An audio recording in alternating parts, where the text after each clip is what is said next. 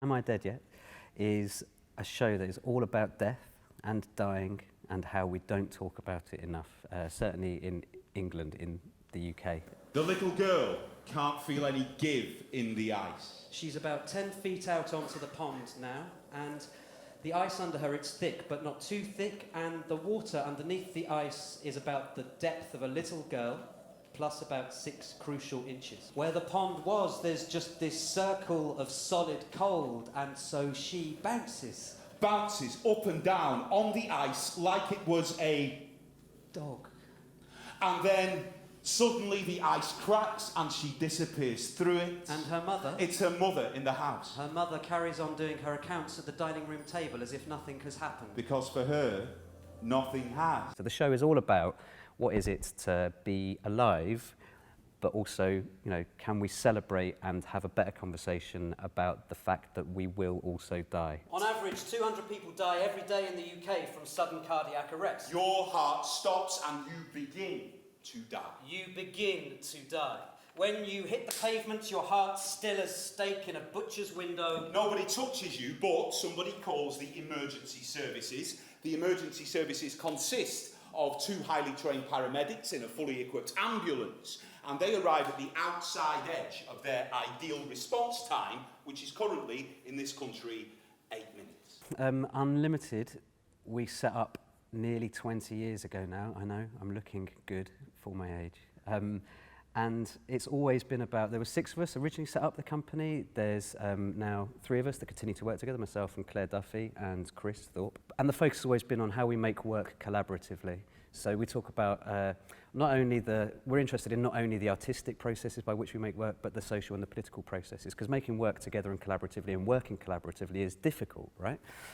So we're constantly trying to work out how we do that, how we share ownership of the work, how we bring in a lot of other people to the work.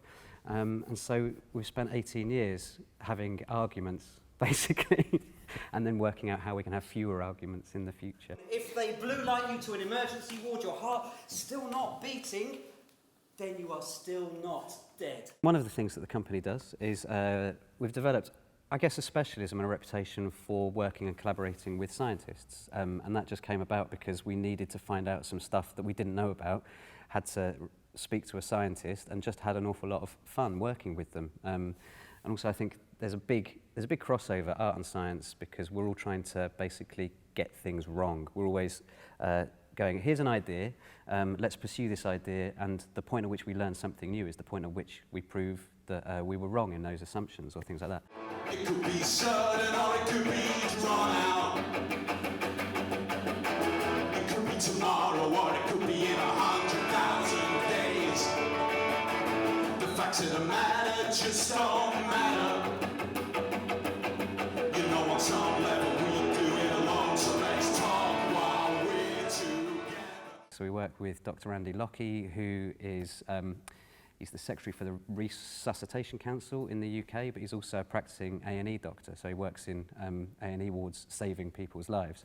The plan is in every new place that we go to have someone locally from that community to be on stage with us to demonstrate how to do CPR. You know, because then it becomes really, we want a moment where it's really real in the room rather than just us telling stories about it as well. People say we edit ourselves out of the world. You can turn it off if you want. In your optic nerve.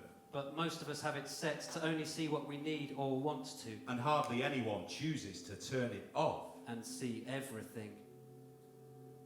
We sit in chairs that are like the chairs that you will think of. If I say the phrase, futuristic plastic white chairs. We're storytellers, I guess. And the stories that we tell are about the things that we become really obsessed with at that moment in time. And sometimes the form that story has to take is different because it needs to suit the story and the people that we're making it with. So I guess if we have a vision, it's about wanting to tell really interesting stories that change the world, even a little bit, for the better. I think I'll die when the Great Spirit calls me. I think I'll die.